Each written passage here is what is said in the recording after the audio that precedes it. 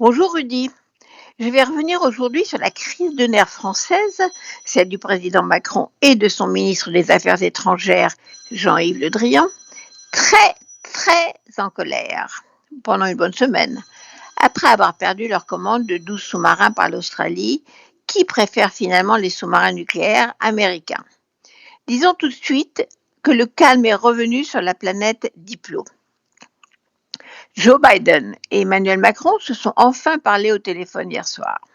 Le président français n'a pas récupéré ses sous-marins, mais une sympathique tape sur l'épaule du président américain qui lui promet que la prochaine fois, il prendra la peine de lui parler avant de lui piquer un contrat ou autre décision. On fera attention aussi à ne pas heurter les feelings français ou européens. Du coup, les Français font un geste magnanime. Ils renvoient leur ambassadeur, qui avait été rappelé à Paris, dans sa résidence à Washington.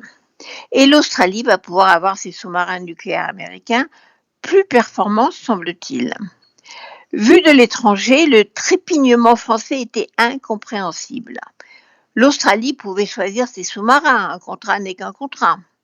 De plus, les Australiens avaient déjà émis des doutes sur ces sous-marins français, mais le gouvernement et les ministres français n'avaient pas entendu ou voulu entendre. Vu de la France, la colère macronienne fait bon effet. Très gaulienne, la France tient tête à l'Amérique. Les Français, toujours avec un vieux fond d'anti-américanisme, adorent. C'est un excellent vacarme pour occuper le terrain médiatique en pleine campagne présidentielle. Notre ministre des Affaires étrangères, Jean-Yves Le Drian, qui fait d'habitude le tour de la planète pour vendre discrètement des armes françaises, 30 milliards de commandes, se fait soudain entendre pour protester contre les traîtres. Et l'Europe pousse un petit cri pour revendiquer son autonomie.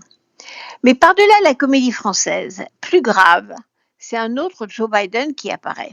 Dans son discours à la tribune des Nations Unies, rien n'a changé, il est toujours l'homme sage qui défend toutes les démocraties et se bat pour une société plus juste, l'anti-Trump, celui qui nous enthousiasmait à son arrivée à la Maison-Blanche. Dans la réalité, le Biden nouveau a un côté trumpien inquiétant. D'abord, il reprend l'obsession de l'ennemi chinois, puis il sort de l'Afghanistan sans se soucier du sort des femmes et de ceux qui ont travaillé pour les Alliés. Et chez lui, à la frontière, son gouvernement traite les 15 000 migrants haïtiens coincés sous un pont au-dessus du Rio Grande, entre le Texas et le Mexique, avec la même dureté qu'un Trump. La frontière est maintenant fermée et on voit les rangers à cheval chasser hommes, femmes et enfants qui campent dans la canicule. Les migrants sont ensuite immédiatement expulsés dans des avions pour Haïti. La différence avec un Trump qui avait mis en place une politique d'immigration très dure sous prétexte d'un danger Covid venu de l'étranger, eh bien non, il n'y a pas de différence, c'est simplement l'hypocrisie.